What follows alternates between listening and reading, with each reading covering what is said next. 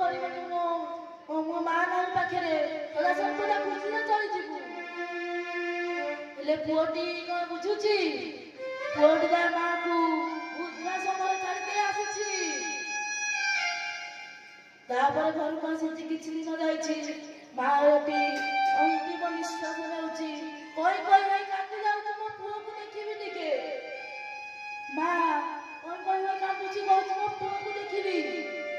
ପୁଅ ପାଖକୁ ସେ ପଠାଇଛନ୍ତି ଖବର, ପୁଅ ଆସିଛି। ପୁଅ ଆସି କହିଛି କି ମା ତମର କଣ ଦରକାର? ପୁଅଟି କହିଛି କି ମା ତାକୁ କହୁଛି ମତେ ବୃଦ୍ଧାଶ୍ରମରେ ଗୋଟିଏ ପଙ୍ଖାଟିଏ ଲଗେଇ ପାରିବ କି? ସେ ପୁଅଟି ପଚାରୁଛି ତୁମେ ତ ଆଜି ନହେଲେ କାଲି ମରିବ, ତମ ପଙ୍ଖା କଣ ଆବଶ୍ୟକତା?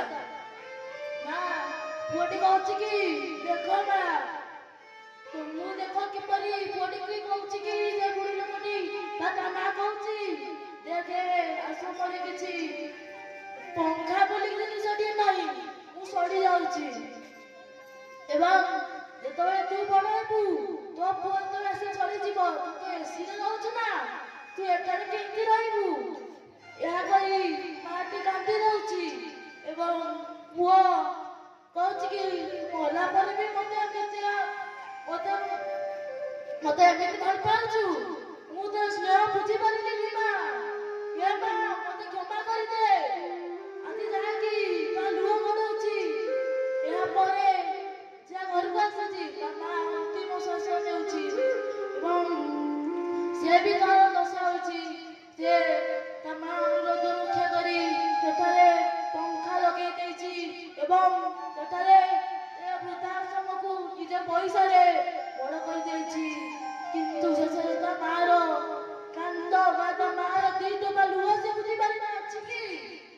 ଏହି ଦି ଟୋପା ଲୁହରେ ଯୋଉ ବିଶ୍ୱବାସୀ କାନ୍ଦୁଛନ୍ତି, ସବୁ ବାପା ମା କାନ୍ଦୁଛନ୍ତି, ତାଙ୍କରି ଦି ଟୋପା ଲୁହରେ ଆଜି ସଂସାରରେ ସମସ୍ତ ମହାମାରୀ ବାସୁଛି ଏବଂ ସେଇ ମହାମାରୀ ସମସ୍ତ ଲୋକଙ୍କୁ ଆକ୍ରାନ୍ତ କରୁଛି।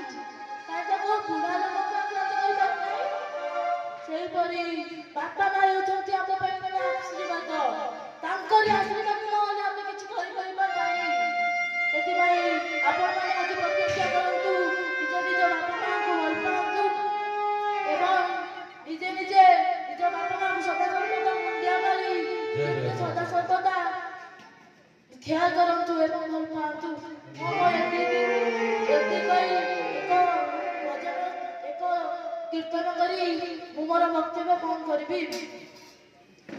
ହରି ହରି ଘୋଷ ପାପ ତାପ ନାଶ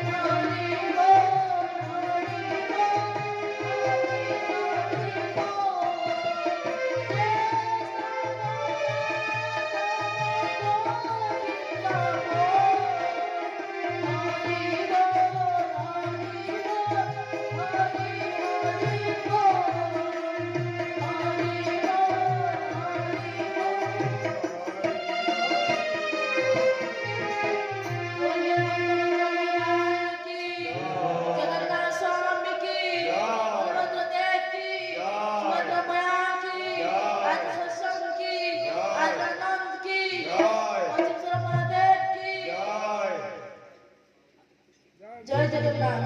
जय जगन्नाथ, जय जगन्नाथ, जय कृष्ण। सुंदर कथा।